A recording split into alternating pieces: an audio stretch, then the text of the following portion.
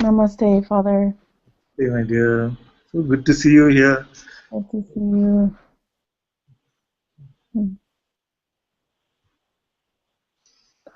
I'm so happy that Pravati brought this up because I had also watched something with Adia maybe yesterday, and maybe we were watching the same thing. But I just, when you were talking about it with her, I could feel that it was kind of skimming over me or something. Yes, And that's always suspicious to me that yes, maybe something's not wanting to hear. yes. So,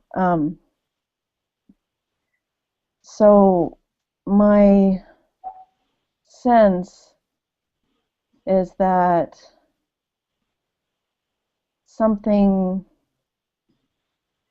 so enjoys the sort of elevated experiences, Yes. and then when experiences like what might be considered typical human experiences like feeling sad or worried, when those come, there's some assumption that's instantly made that means that I've lost it, or that I'm not being myself or something. And then there's this sort of like, okay, wait a second, um, that's not true. This is all this one. And um, so I don't know if what happens is just the fascination with these elevated experiences, or if there's really something still in the game of avoiding. And I just, however you can guide me and show me, I feel very open to hear. And I'll So, mute so I can hear you well. thank you, my dear. So, what we said is, and what Parvati said when she started is that in our heart it is completely clear that this is the truth. And that clarity is an unshakable one, isn't it? So, this is clear that I am this awareness. Now, in satsang, why do we say it? Because sometimes you need the reminder. Because there might be some feeling that this clarity is not stabilized, so you need this reminder. But if we are operating from this clarity, then we must not use this as some sort of an advantage in our day to day practical living. Because very quickly it is the ego itself which uses Advaitic concepts as an ego defense, you see, or as a cheat code for the rest of our life. It's like it'll say, okay, this game of life I figured out because now I have the cheat code that I am awareness. And it doesn't work like that.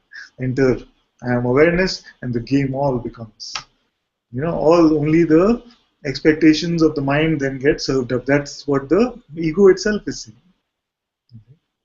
So, with this unshakable clarity about what we are, we see that in day to day life, everything is moving in resonance at that level. So, somebody comes to you and talks to you about work, building a website, then you're talking to them about building a website.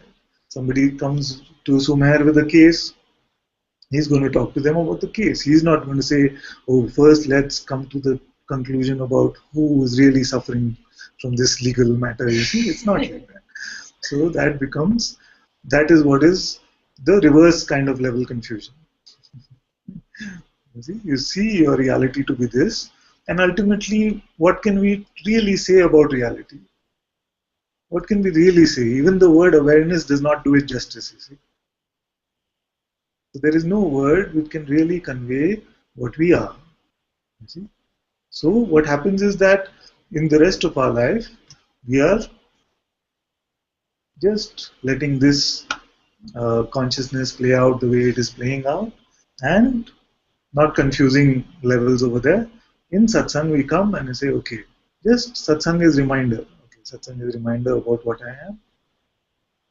We hear, yes, I am this awareness. I am this awareness. So there must be no aversion to even hearing this, I am this awareness. Because that is what satsang is for. Because here we are here to remind you about what is real. And if this is clear, then day-to-day life just can continue in its own, in its own way.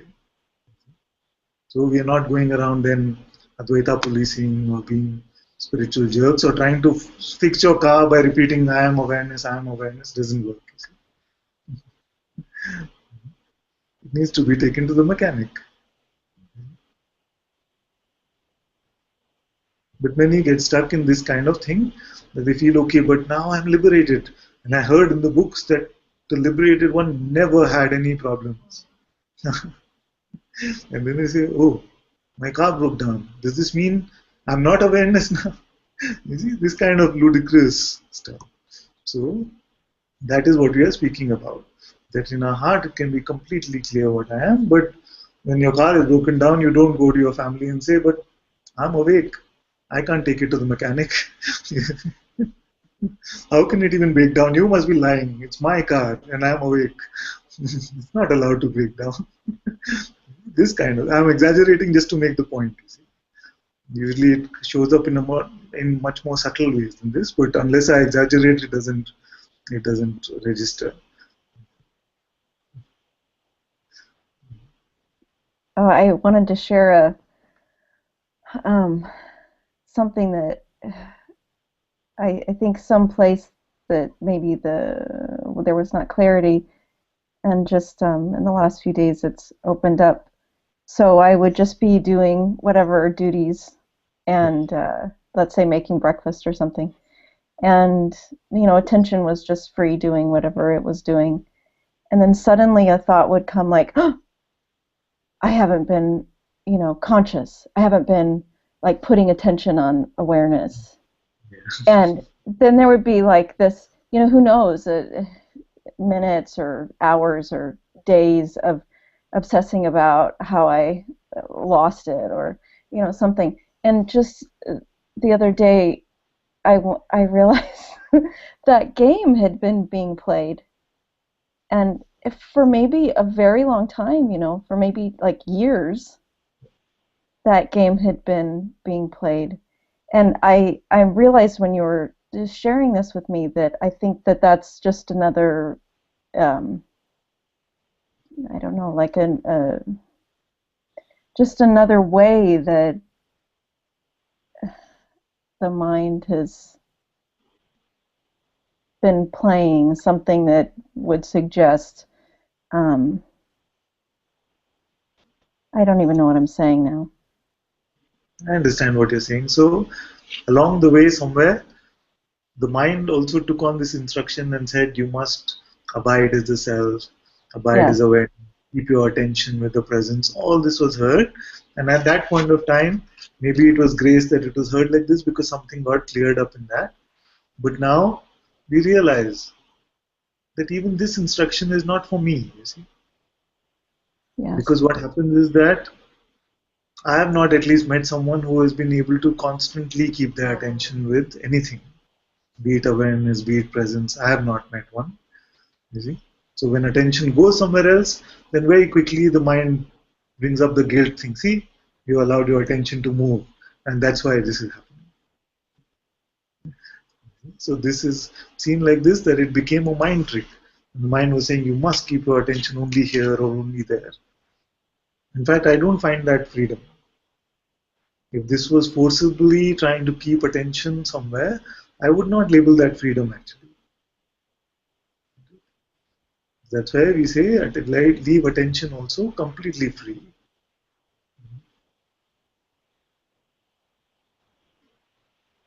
Where can it go? It's not going anywhere at all. It's always inside you. All appearances are inside you. So no fear about where attention is also going. And therefore no guilt about it. So even this trick is dropped now.